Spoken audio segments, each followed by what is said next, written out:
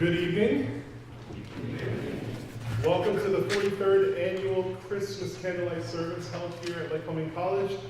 Thank you for joining us this evening. It's my joy to be with you. Tonight is a special evening of lessons and carols. If the start of tonight's service is any indication, we're in for a magnificent night.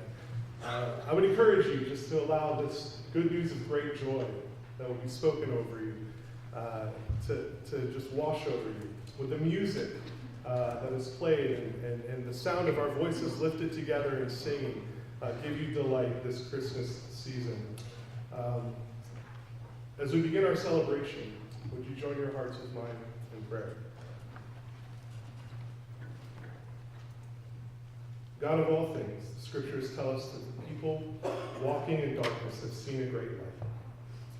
In the season of Christmas, we're reminded that you put on flesh and came to dwell amongst us to be our life and our life.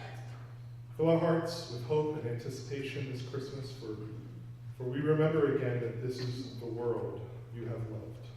A new light indeed has dawned. And so tonight, as we celebrate together, may hope, peace, joy fill our hearts this night. So we humbly come to adore you, Christ the Lord. Amen.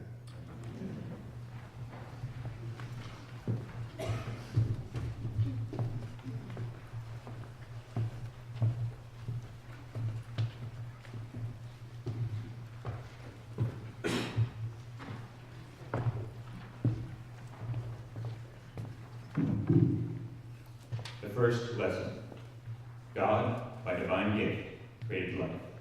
The first couple carried with them the vision of the way life should be, but now face the future with ambiguity and tension because of its brokenness.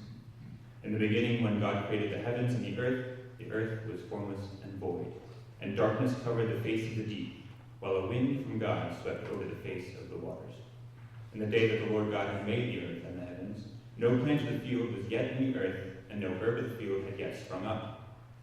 For the Lord God had not caused it to rain upon the earth, and there was no one to till the ground. But dew would rise up from the earth and water the whole face of the ground. Then the Lord God formed man from the dust of the ground, and breathed into his nostrils the breath of life. And the man became a living being. And the Lord God planted a garden in Eden, in the east, and there he put the man whom he had formed.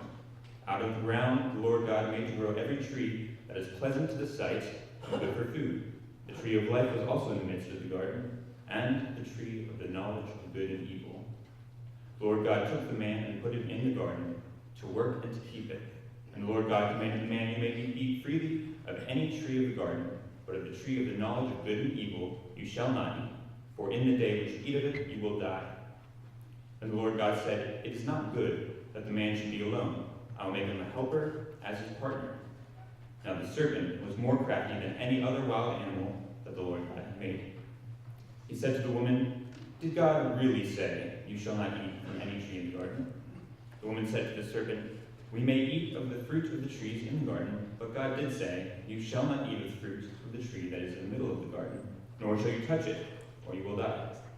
But the serpent said to the woman, you will not die, for God knows that when you eat of it, your eyes will be opened, and you will be like God, knowing good and evil.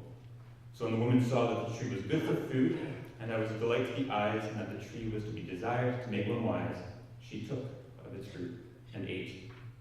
And she also gave some to her husband who was with her, and he ate. And the eyes of both of them were opened, and they knew that they were naked, so they sewed fig leaves together to make loincloths for themselves. The word of the Lord.